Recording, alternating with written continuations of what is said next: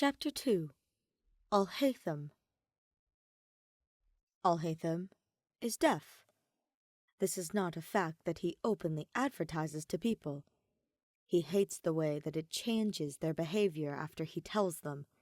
They treat him like he's fragile, incapable of doing even the barest minimum on his own. He's deaf, not stupid. The type of deafness he was born with is sensory neural hearing loss. It can result from aging, injury, disease, or genetic inheritance. In most cases, his included, it can't be medically or surgically treated. But to Alhaitham, it's just a fact of life. The sky is blue, the leaves are green, and he is deaf. His mind is sharp, and he's developed a few habits to circumvent his shortcomings. He learned Sumerian Sign Language, learned to read lips, and his grandmother created hearing aids for him. He even studied the mannerisms of hearing people so that he could act like them too. Some may argue that doing all this is a waste of his time and energy. "There's no shame in being disabled," they would say. It's this exact phrase that causes his blood pressure to spike. He's not ashamed of being deaf. Quite the contrary, really. As one of the top Haravatat scholars, he's incredibly proud of himself for mastering over 30 languages, many of them spoken, even with his hearing loss. What he has an issue with is how quickly his abilities are dismissed. There's this common misconception that all disabled people are helpless. Alhaitham vehemently disagrees, but he digresses.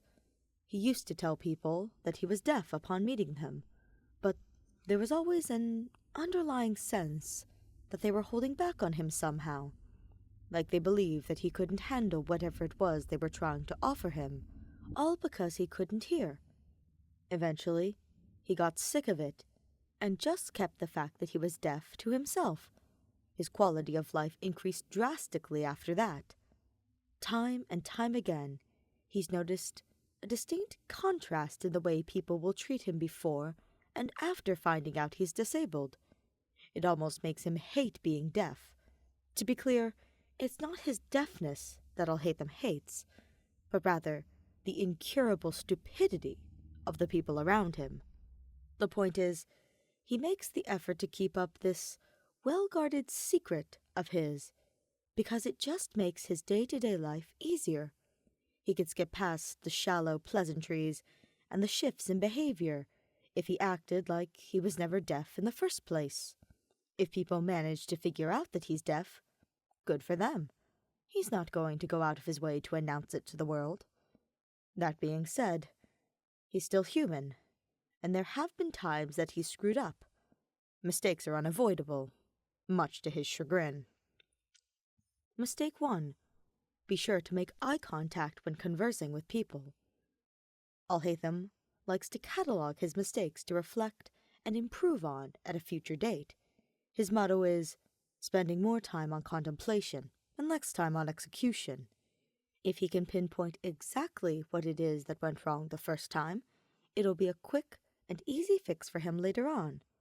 His first year at the academia was rough for him. Being homeschooled for the first half of his life made the switch rather difficult, and he definitely had bumps along the way. The most memorable for him was when he had argued with his professor, telling him that his class was a titanic waste of his time, and he would be better off doing some self-study at home. Naturally, the professor didn't take kindly to that, and he was dropped from the class immediately. Word of the incident spread like wildfire because, "Who did this first year think he was, speaking to the professor like that? The nerve!" "Honestly, the students get bolder and bolder every year. It's a wonder that he wasn't expunged for that behavior." "A guy like that must be a nightmare to be around. Ugh, if anything, I'm glad he's not in the class anymore." Following the establishment of his reputation as a quick-tempered firecracker, Alhaitham found it difficult to connect with his peers. Many avoided him in fear of triggering an argument. He didn't pay any mind to the baseless rumor.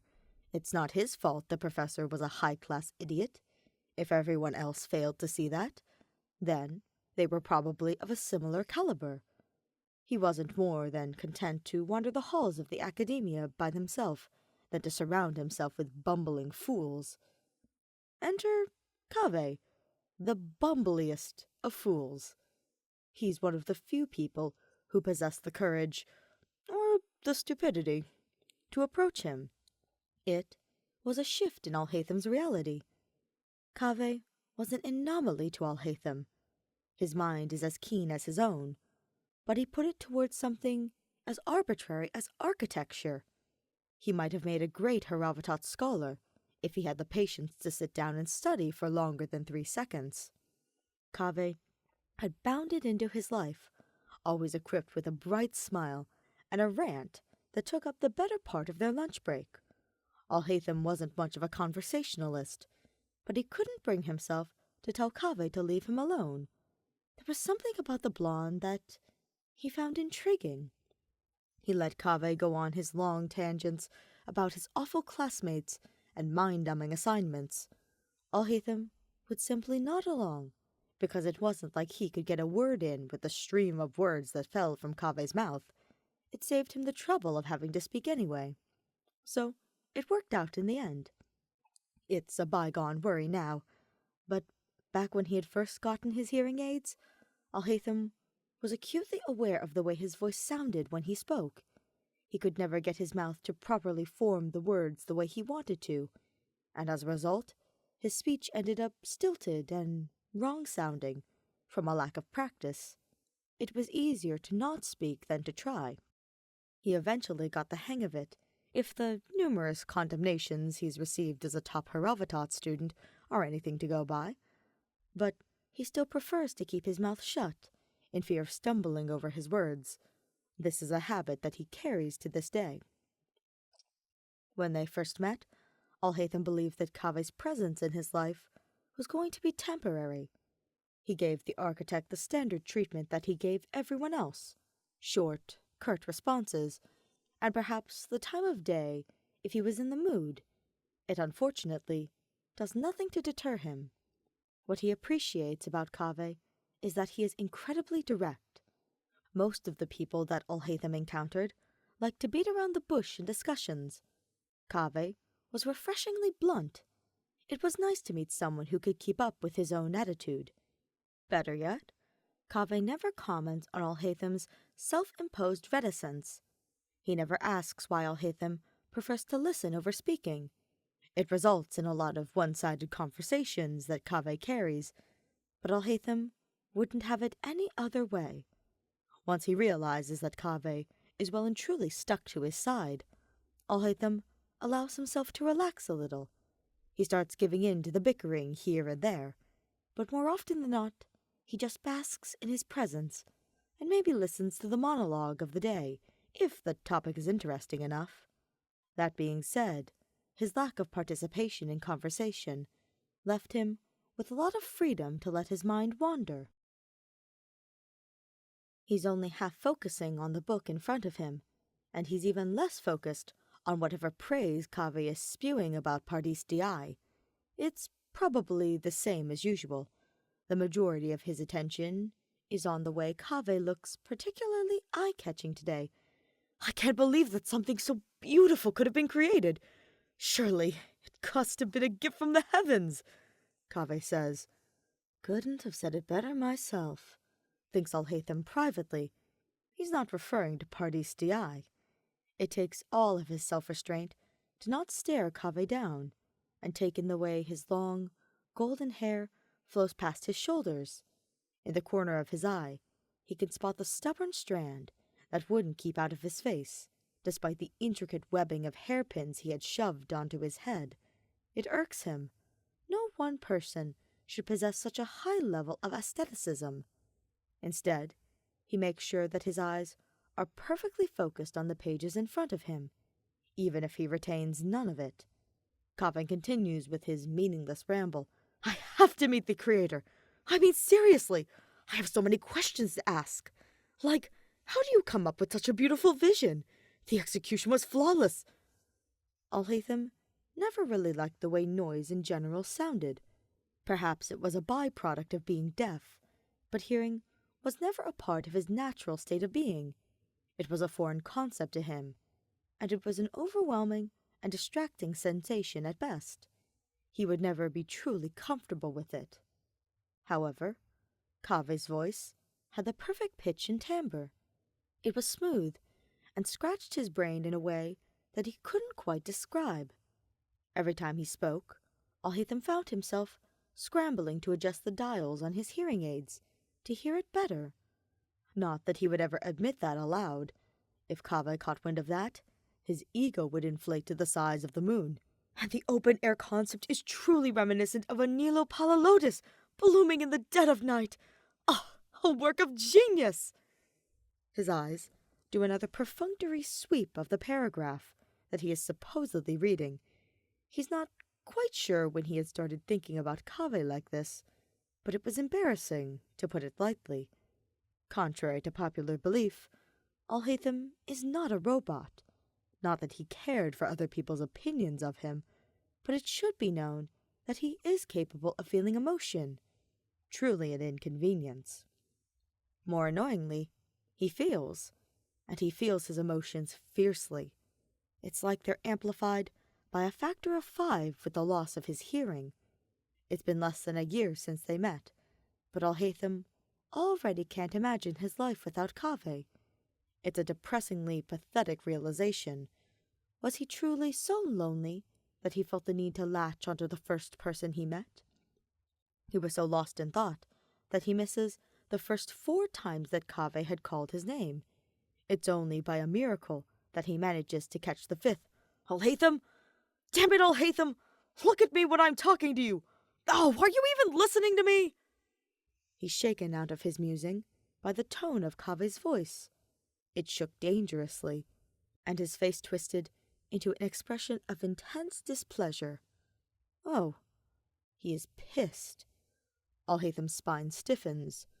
Those words are heartbreakingly familiar and reminded him of his childhood, pre-diagnosis, when his parents would beg him to just listen, but he literally couldn't. The admonition makes him irrationally angry, not at Kaveh, but at himself. For the better part of his life, Alhaitham didn't have any speaking people in his inner circle. His primary form of communication was through SSL. Naturally, his eyes were drawn to a person's hands rather than their eyes. Sure, there was the component of expressions in SSL, but most of the importance was placed on the hand signs. This minute detail is something he would later learn to be wildly different in spoken conversations. It was something that his grandmother had stressed to him to fix whenever speaking with someone. Eye contact is important. It lets other people know that you are listening. It's been so long since he slipped up. He's supposed to have perfected the art of blending in. His grip on the leather bound tightens as he tries not to slap himself for his carelessness. A part of him wishes that he could just come clean about his deafness. He's just afraid of fundamentally changing Kaveh in a way that is irreversible. He likes the bickering that comes along with the blonde. It fills him with a strange feeling of being accepted.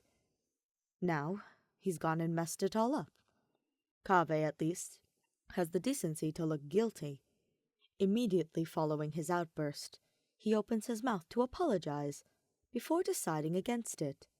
His eyes are downturned as he begins to quickly gather his drafts and sticks of charcoal to shove into his bag. His brain finally kicks into gear, and he stops Kaveh just as he's about to close the top of his knapsack. Where are you going? Kaveh looks dumbfounded. What is it that they were talking about again? In an attempt to cover his tracks, he repeats whatever prose he managed to catch in a mockery of Kaveh's voice. The blonde flushes a pretty red, and indignantly cries, "I do not sound like that!" Alhaitham tries to ignore the way his heart stutters at the sight. He resettles in his chair, making sure to face Kaveh this time. "Had me fooled," he drawls, "but do go on." He dodges the stub of charcoal that comes flying his way, and learns all about the ingenuity associated with Pardistiai. Whether he was focused on Kaveh's lips to read them, or for some other mysterious reason, is anyone's guess. Mistake 2. He must keep his hands still at all costs. His interest in Kaveh wavered once he realized how annoyingly perceptive the architect is. Many people have described Alhaitham as observant, but his own habits are dwarfed by Kaveh's watchful eye. Alhaitham has a habit of signing to himself. This is a fact he knows. It's one of the few things that he can't conceal about being deaf. Asking him not to sign is like asking Kaveh to not run his mouth. An absurd idea, and near impossible to properly execute. He sees the way Kaveh's eyes catch his fingertips. Alhaitham feeds him some bullshit lies about crossing his arms being an intimidation tactic. It's a flimsy diversion, but Kaveh takes it at face value, though not without a snide comment about his physique. In reality, physical restraint is the only way he can stop himself from signing. If distracting Kaveh with his infuriatingly beefy arms would get him to stop asking questions about his unconscious signing, then so be it. He tries not to laugh at the description. Why it mattered to Kaveh whether or not he worked out was beyond him. He just wanted to stay in the prime of his health is all. However, he always loved to provoke the architect, and would never pass up the opportunity to bicker. Alhaitham is indulging in a riveting book on some ancient ruins found in the hypostyle desert, when he feels Kaveh's resentful gaze from somewhere beside him. "What's your problem now?" he asks. Kaveh huffs and narrows his eyes at him. "It just pisses me off." "Ah, yes, it. How incredibly deceptive and insightful of you." Kaveh continues, as if he hadn't heard. "As a scribe, what do you need all of this brute strength for? Lifting 60 textbooks at once? Perhaps you need the insurmountable brawn to move your pen across the signature line on all your approval forms? Feeble scholar, my ass." A small smirk finds its way onto Alhaitham's face. "Do you know why I need this brute strength? Enlighten me, oh knowledgeable one." "It's to pick up all of the slack you leave around here. The dishes won't do themselves, you know," he answers flippantly. He doesn't even bat an eyelash at Kaveh's affronted gasp. Mistake 3. He must never forget his hearing aid anywhere. Ever. This is a no-brainer. Obviously, Alhaitham should carry his hearing aids around for the fact that he is deaf. Were she still on the face of Tevat, he's sure that his grandmother would give him a lengthy lecture about the dangers of being taken advantage of while having his hearing impaired. He'll be fine, thank you very much. Along with them being a necessary tool for him to facilitate his daily life, the hearing aids are the most damning piece of evidence. It's obvious that Alhaitham has to conceal them, because they're practically a sign glued to the side of his head that reads, "Hey, look at me! I'm deaf!" It's not as though he couldn't function without them. He was perfectly capable of going through his day without his hearing aids. But it's more of a minor setback. He can't be stupid and just leave them lying around anywhere for Kaveh to find. The man is like a Sharwar graduate. With that infuriatingly bright mind of his, he'd be able to recognize them for what they were at a glance. It's somewhat of a moot point now, seeing that Kaveh lives with him, and he was bound to find out at some point. But Alhaitham was too deep into this charade. It's not any more skin off his back to remember to wear his hearing aids anyway, but it's still paid to be precautious. For the most part, he wore his hearing aids for the duration of the entire day. He only took them off when he had to take a shower or when he was going to sleep. He used to take them off whenever he got home, but he had to stop doing that once Kaveh moved in, since he has a habit of knocking on Alhaitham's door to ask him inane questions. there is exactly one instance where he forgot to take them with him. Alhaitham was up late the previous night, finishing some thesis approval forms for the academia. As a result, he woke up a little late and had to rush through his morning routine. He jumped up from his bed and straight into the shower. He furiously scrubbed at his face and ran the shampoo through his hair. He moved so quickly that he's worried that there would be a clump of suds still in his gray locks. He snatches the towel off the rack, pats himself dry, and blindly reaches across the countertop, searching for his hearing aids to put on while he brushes his teeth. He swears, once he realizes that in his haste, he left them on his nightstand, along with the clothes that he was going to change into. No matter.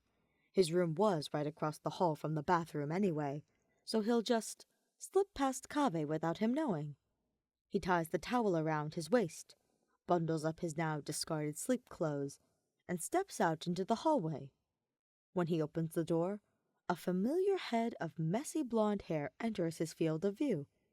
His hair is mused with sleep, and the warm morning light caused his skin to glow beautifully. He hadn't heard him walking up, and Alhaitham hopes to Celestia that he doesn't notice that he's not wearing his hearing aids. Kaveh's eyes widen, and his mouth drops.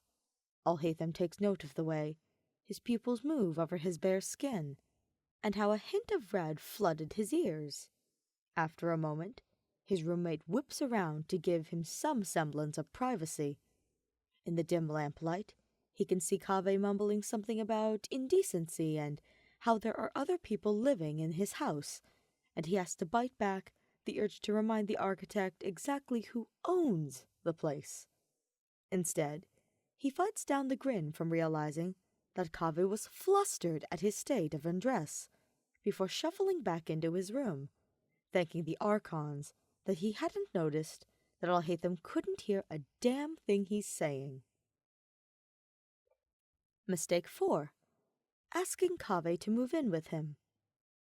While unrelated to his hearing problem, Alhaitham is sure his greatest mistake was offering Kaveh a place to stay. Before he moved in, Alhaitham's home was a peaceful sanctuary. He had the freedom to leave his books wherever he pleased. He had the mora in his pockets to do whatever he wanted with. And quiet.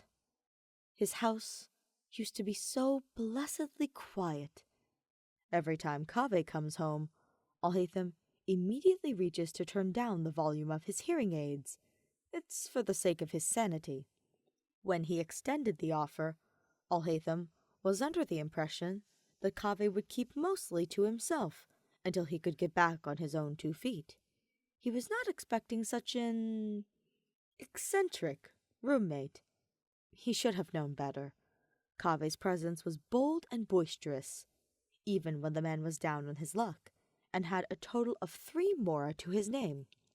He leads his life without any plan or direction, and lets whimsy guide his way. It is the antithesis to all of Alhaitham's life principles, and it drives him insane. The result is the two of them constantly being at odds with one another. Now, he has to listen to Kaveh's constant nagging about putting his books back on the proper shelves, and his bitching about Alhaitham's allegedly horrible taste in furniture. He has to make space for the endless rolls of drafting paper and the hundreds of cups filled with all manner of pens, quills, and compasses. The scribe's wallet aches every time they hit the tavern, and Kaveh manages to swindle him into paying off the bar tab. And, as the icing on the cake, after paying, he has to drag the dramatic idiot back to their house because he got so wasted that he couldn't walk straight. And then there was the fact that Kaveh was constantly aware of him and everything he did. Alhaitham isn't sure if it's just part of the architect's considerate nature, or if he possesses some freakish, prophetic power, but he always remembers every last one of Alhaitham's quirks. It was kind of scary how much Kaveh noticed. He'll always get a snarky remark about the way his black coffee will send him to an early grave, or how he's doomed to shriveling like a shrimp if he keeps up his awful posture while reading. Once, Kaveh noticed that he always balances one leg on his thigh whenever he's focused on something, and Alhaitham was acutely conscious of it in the days following. There are other peculiar things that Kaveh decides to file away in that strange brain of his. For example, he remembers that one time Alhaitham had offhandedly mentioned wanting to buy a specific collector's edition of one of his dictionaries. It's not a necessity, so Alhaitham totally forgets about it. It's not until a few months later that Kaveh comes home one day, book in hand, and drops it on the desk in front of Alhaitham. "What's this?" Kaveh shoots him a look. "It's that one book you wouldn't stop talking about getting. I saw it at one of the booths in the market today and got it for you." First of all, Alhaitham mentioned it once. It was over some wine during a late night at the tavern. Alhaitham barely remembers the conversation himself. How he manages to remember all of these minute details is a mystery to Alhaitham. He thinks that Kaveh could use the mental capacity to remember more important things, like paying his rent on time, or not blowing his entire paycheck on silly keychains that are obviously a scam and not some sort of meal package for orphan children. The cloth-bound cover is as beautiful as he remembers. It must have cost quite a pretty mora. Still, I appreciate the gesture, but I do hope that it doesn't exempt you from your rent this month. The comment earns him a swiftly placed punch to the arm. It's not all bad, though. After a while, Alhaitham learns to sidestep the rolls of paper dangling precariously off of one of the desks, so as not to knock it over. His boots find a place on the rack, next to the white and gold flats near the door. He learns to put up with the hideous choice of curtains that Kaveh had begged him to buy, and he remembers to start putting out 2 plates instead of 1. He's gotten used to the habit of pouring 2 cups of coffee, and the sight of the extra bottles of soap in the bathroom. Everywhere he looked, there was a piece of Kaveh. He starts to look forward to Kaveh patting his pockets down in the morning, double, triple, and quadruple checking that he remembered to bring his keys, lest Alhaitham take them by accident again. The slightly askew painting in the hallway suddenly doesn't bother him that much anymore, and he even anticipates the heated screaming matches they get into that end with him turning his hearing aids off for some peace and quiet. He grew to like the domesticity of it all. That is, until Kaveh suddenly started disappearing every weekend. At first, Alhaitham didn't think much of it. If anything, he was glad that he finally had some time to himself.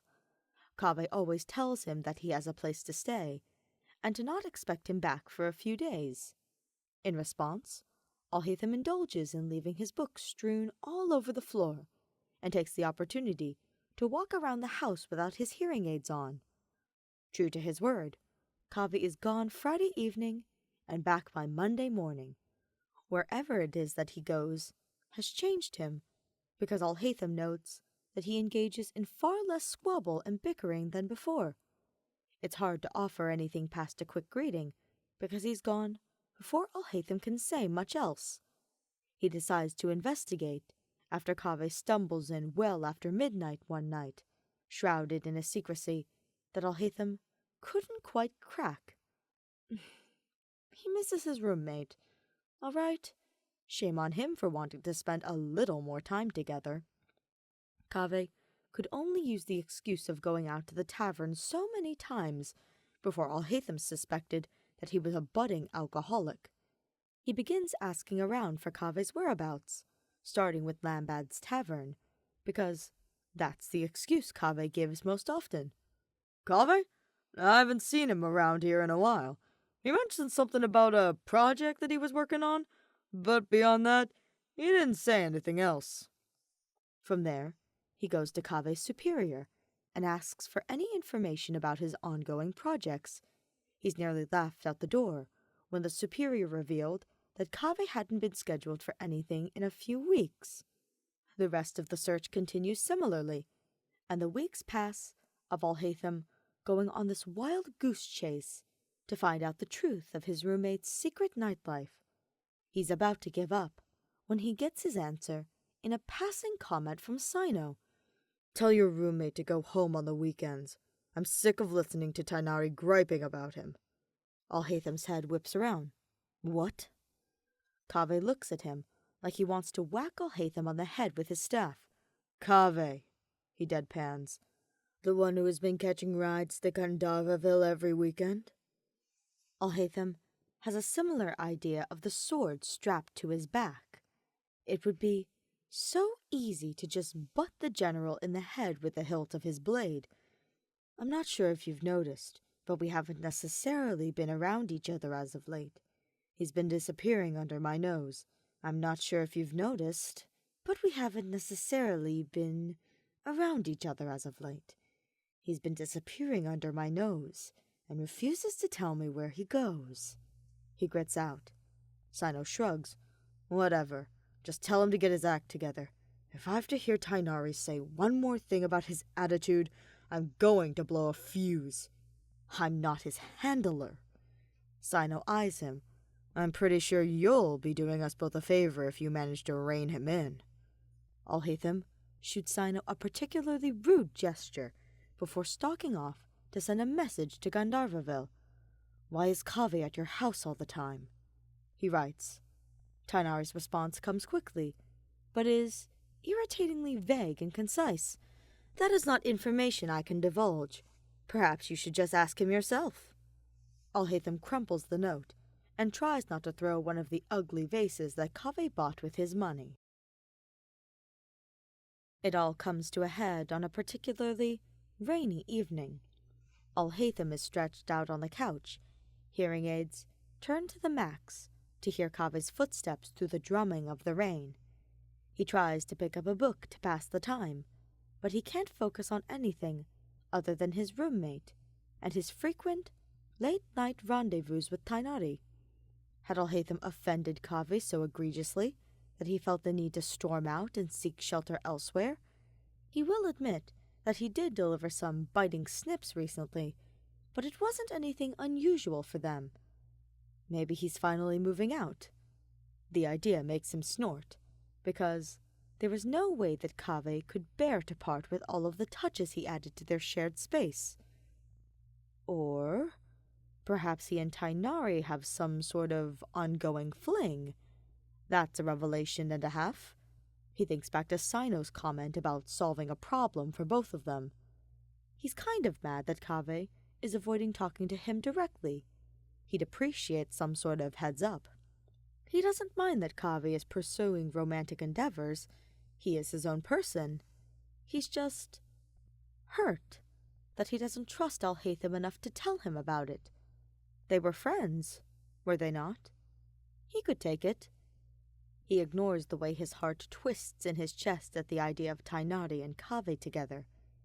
He's about to entertain the possibility of Kaveh suddenly developing a vested interest in becoming a forest ranger when the man of the hour stumbles through the front door. Alhaitham chances a peek over the top of his book to assess Kaveh's state and... wow. He looks awful. His blonde hair was slicked back from the rain, and his overnight bag hung limply from his shoulder. His chest heaved with exertion beneath his soaked shirt. He must have run all the way back home. He resembles something like a wet cat, a very attractive wet cat. His mind supplies helpfully. Alhaitham pretends to focus on his book. Fun night out on the town? He asks. Kaveh only sighs. Could we not do this right now? I'm tired, and I have a proposal meeting tomorrow. Again with the vague, deflective answers. Alhaitham refuses to give up so easily. Not until you tell me where you've been going on the weekends. Kaveh shucks his shoes and moves to their linen closet for a towel. What are you, my dad? Hardly, Alhaitham says, as he fiddles with another page. Technically speaking, I'm your landlord, and as one of my tenants, I should be allowed to know where you've been. We're both adults. Am I not allowed the right to privacy? Alhaitham's jaw tightens considerably. Leave it to Kaveh to put words in his mouth. That's not what I said. I was simply asking where you've been. Kaveh narrows his eyes at him. Why does it matter to you anyway? As far as I was aware, you wanted me out of your house as soon as possible. Yet another lie, but Alhaitham is not going to give Kaveh the satisfaction of telling him that. So, he does the most logical thing instead. Antagonize him further. No need to get defensive, he clips. I was just asking where you go on the weekends. You're out so often that I'm wondering if you even get the full worth of your rent money. Kaveh's jaw drops open.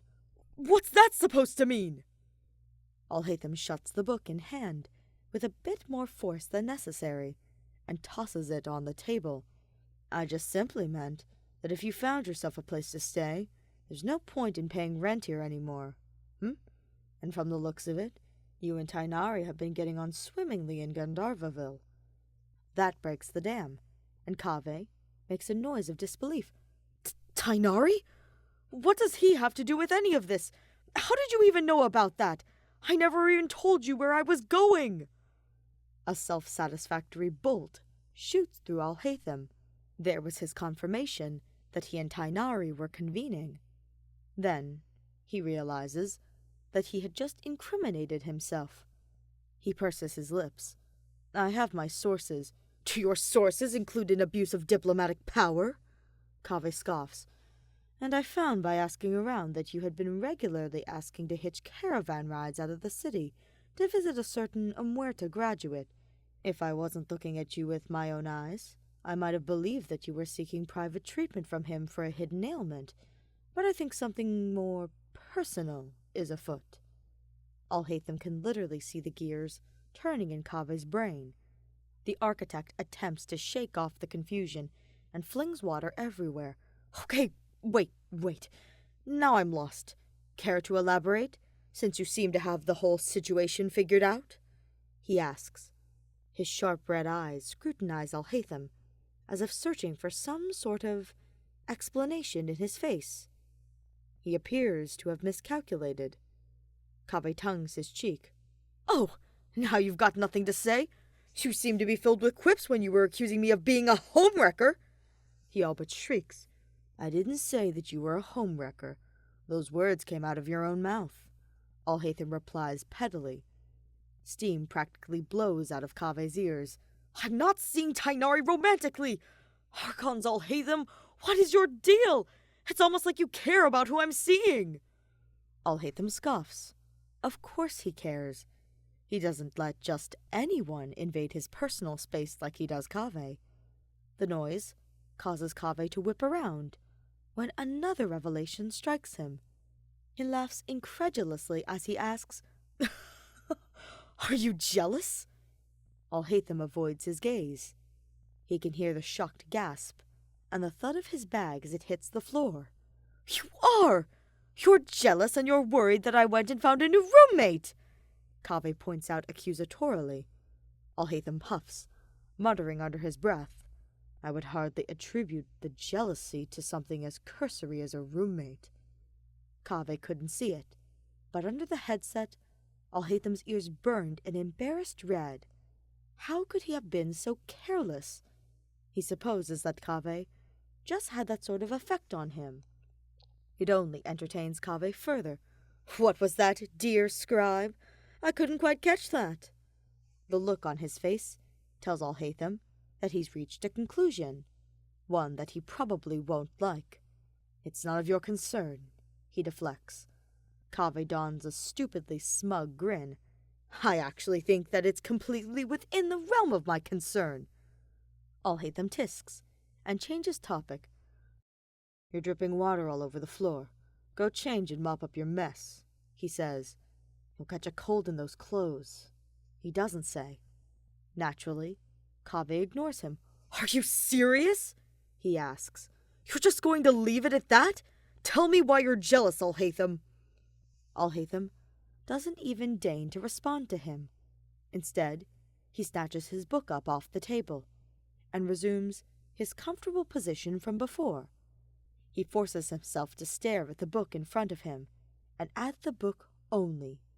He fears that if he makes eye contact with Kaveh, his carefully constructed facade would crumble in an instant. Logically, he knows that this makeshift wall of his equates to less than a shattered window, but he couldn't possibly hope to confront his feelings at this exact moment. The whole thing is becoming too much for Alhaitham, and he takes the only out he has. He reaches up to his hearing aids and turns them off. The ensuing silence is a frail shield. In his peripheral vision, he can see the way Kaveh is shouting expletives at him. He thanks the Archons for modern technology, because he can't hear him. He can definitely read his lips, though. He wants to smirk at the, "You are such an infantile bastard!" But he's deliberately ignoring the architect, in hopes that he'll just give up and leave, like he always does. Kaveh has never been one to adhere to his expectations, and unfortunately, that's what Alhaitham loves about him. He does not appreciate the fact that Alhaitham muted him. He glowers at Alhaitham before saying something that the scribe couldn't quite catch. Alhaitham starts to get invested in his paragraph when he feels Kaveh lift his legs and plop down beside him. If he thought that sitting there would bother Alhaitham, then he has another thing coming for him. No matter, he'll just have to keep up the impassive attitude. Kaveh's palms suddenly take over his vision, and his precious book is torn from his hands.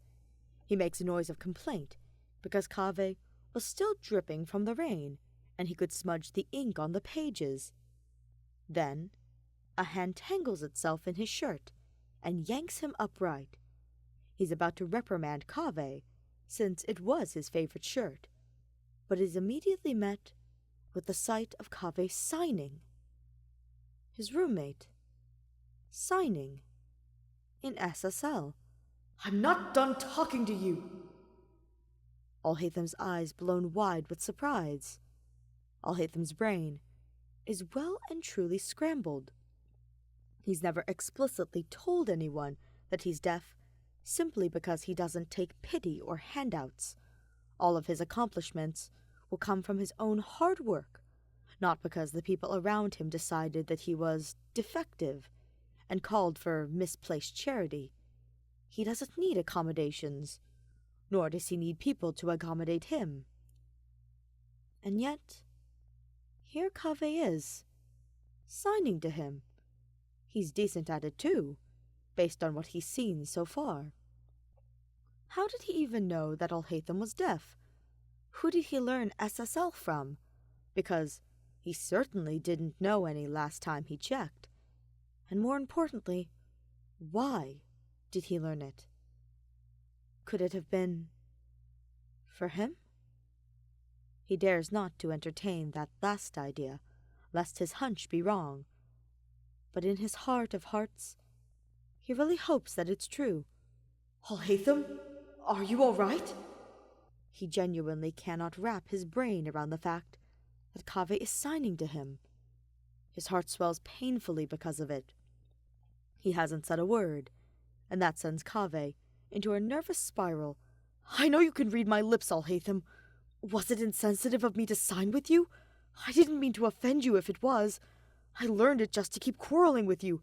I didn't realize it would cause such a reaction. I'll stop if you want me to." The speed and amount of words that came tumbling out of Kaveh's mouth became too much for Alhaitham to keep up with. He could catch a lot of apologies in the spiel, but he decided to ignore them and make a request instead. "Do it again," he whispers. Kaveh is thrown off course. "Huh?" Alhaitham hopes that his voice doesn't sound too strained when he repeats, "Do it again. Sign again. Please." He needs to make sure that he isn't dreaming. Kaveh stares at him, like he had grown 3 heads, but acquiesces anyway. He thinks about what to sign for a second before. "Hello, my name is Kaveh." Kaveh's sharp red eyes are hard with concentration, and his brow furrows slightly. He looks so focused on his task, and Alhaitham is struggling to not crack at how endearing it is. Alhaitham draws a sharp breath. The crazy bastard actually went and did it. He learned Sumerian Sign Language. He can't tear his eyes away from Kaveh's hands. He hasn't signed with anyone else in a long time, and it's strange to see the words that only he and his family had been familiar with. His hands move on their own. Hello, Kaveh. He came up with the sign name for the architect a long time ago, and of the many that he's given, it's probably his favorite. It highlights the beautiful blue quill that he has nestled in his blonde mane. It's probably far too personal for something as ordinary as a name, but hopefully Kaveh wouldn't catch on to the nuance. Alhaitham thinks that he wouldn't mind if Kaveh did. My name is Alhtm. Kaveh manages a meek wave. Alhaitham's curiosity will always get the best of him, so he asks, You know SSL? Yes, Tainari taught me. Well, that explains the frequent weekends out, but he still doesn't get the other thing. Why? What was the point of learning a language that no one knew? A bubble of hope rises in his chest. Selfishly, he hopes that his hunch is true.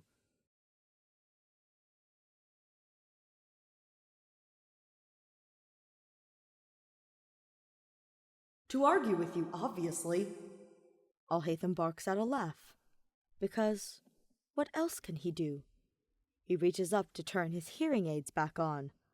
Of course that's why you would have learned it, he said, his tone coming off plainly. He had been a fool for believing that Kaveh would go to such lengths because he cared about him. It was rather obvious that his roommate didn't like him or his personality, so of course the hatred would fuel him enough to learn SSL just to argue with him. The response is so perfectly Kaveh that he can't even be mad. Still, it breaks Alhaitham's heart. He schools his face into something decidedly less miserable and begins to pull back. They were suddenly far too close for his liking, and his poor soul couldn't take it. He slowly swings his legs off of Kaveh's lap and places them on the floor. He sits up and attempts to hide the stiffness in shoulders. He can't stand to look Kaveh in the eyes right now, so he turns away. That's not the only reason, blurts Kaveh. That gets his attention, and he returns his gaze to Kaveh, albeit a bit guardedly. He can't afford to let himself down any more than he already has. His stare pierces through the man, and Kaveh nervously swallows. His cheeks are tinged with a light pink as he admits quietly, I learned it because I wanted you to have someone to sign with. Even if you can speak just fine, I think you at least deserve the courtesy of having someone to converse with you in your native tongue. That is so sweet. Alhaitham is incredibly touched by the gesture, and he doesn't have the words to convey that. So he goes with the next best thing. He uses this sign sparingly, reserved for only the most cherished people in his life. His fingers curl around the word. I-L-Y. Apparently, Tainari hadn't caught Kaveh this one yet, because Kaveh cocks his head slightly, trying to figure it out. Another squeeze to Alhaitham's heart. What does that mean? Alhaitham feels himself smile. It's a secret. I'm sure you'll figure it out one day. Kaveh huffs at the answer, but doesn't press any further, seemingly respecting his choice to keep it to himself. Alhaitham was expecting more of a fight, so he grabs Kaveh's wrist as he gets up to change. He feels bad for making him suffer through the wet clothes for a little longer, but he needs Kaveh to understand what he's trying to say. I'll give you a hint at what the sign means, he says, before quickly tacking on, if you'll let me. The possibility of rejection is terrifyingly real. Kave's gaze softened considerably. Sate my curiosity, please. Alhaitham's heart thumps dangerously in his chest. He's worried that Kaveh would be able to hear it as he steps into Kaveh's space. From here, he can count every last mole and eyelash. He wants to look forever. The blonde is equally as jittery, and it shows when he asks, "You're rather close for this explanation, Alhaitham.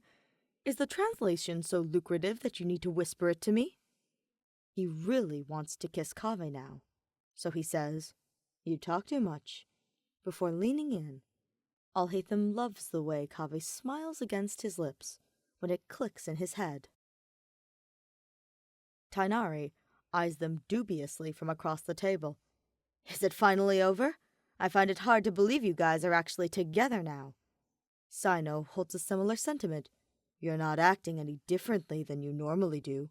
You two aren't even sitting next to each other." Alhaitham doesn't look up from the cards in his hand. "That's because Kaveh cheats. He likes to look at my deck." Kaveh gasps offendedly. That's not true! I will not have you tarnishing my reputation like this!" "Your reputation as a dirty, lying cheat?" Kaveh puts up a rather rude gesture, and Alhaitham smirks down at his hand.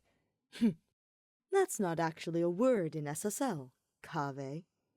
Tainari groans, and Sino reaches over to pat him on the back. There really is no putting a stop to their bickering, but he's happy for them at least.